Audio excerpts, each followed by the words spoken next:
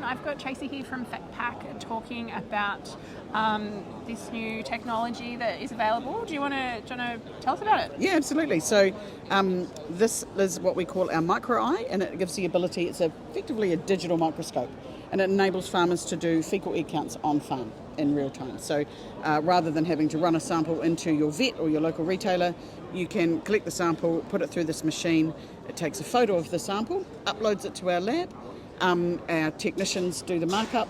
We're training AI so that we can get real-time results, but at the moment it's about an hour turnaround for your results to come back. Fantastic. Yeah. And then how long has this been available in Australia for?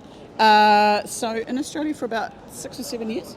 Yep. But this is our first time at LambEx, and our General Manager, Stuart West, who is based in Australia in Bendigo, he looks after the Australian operations. So you can just get in touch with us at fecpacg2.com. Fantastic. Yeah. And then what kind of farmers are taking this on? Yeah, so any farmer who has sheep and doesn't like drenching, which is all farmers. Don't like paying for drench either. Well, that's exactly right. Well, the thing is that if you are drenching an animal, you need to establish a worm burden. You need to establish the reason for treating. At the moment, it's based on guesswork a lot of the time.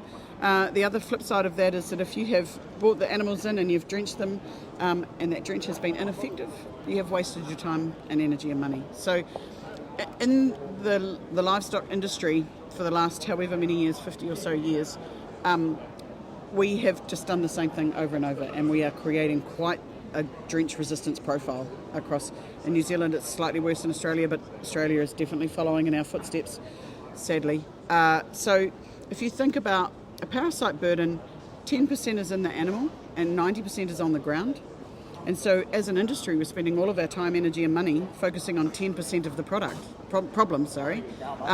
And a drench, an oral drench, will work for 1 or 2 days.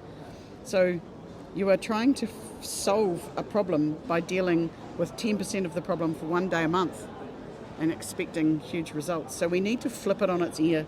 We need to stop relying on drenches. We need to start using other tools in our toolboxes. We need to feed our animals better. We need to do testing and move away from using drenches so that we've got drench to use when we do need it. Yep. Fantastic. Yeah. And then this machine, so it looks very space age. It even looks I like know. a rocket. Yep. Very cool design. Yes. So, but how does it actually work? So, you pop it in there? Yes. So there's a cassette which I haven't got with me. Yep. And it goes in the machine. And what happens is there's a camera in the machine, and it takes a photo of the sample. Yep. The so is sample. it a special type of camera or just a normal camera? I don't know what the technology involved in the camera. That's not my area. No, that's So different focal lengths, so it takes different pictures of the. So what happens is the eggs float up around what they call a minixis bubble, and the eggs hit the edge of the bubble and they float around and they gather around a light rod at the top. Yep. And so when you take a photo, you're getting all of the eggs accumulated at the top. It's really cool. It is really cool. Yeah. So it means that farmers don't have to look down a microscope and count the eggs down a grid like they used to. Yep. The technicians and the AI do the count, so it means that the pressure's off. They don't have to be the expert. Yeah. Well, you get higher reliability of numbers then too. Absolutely, and more consistency in results, and Yeah, fantastic. Yeah. Okay, excellent. Well, thank you so much for sharing that with us. No problem. I've learned something today, and so that's great. Thank you so Excellent. much.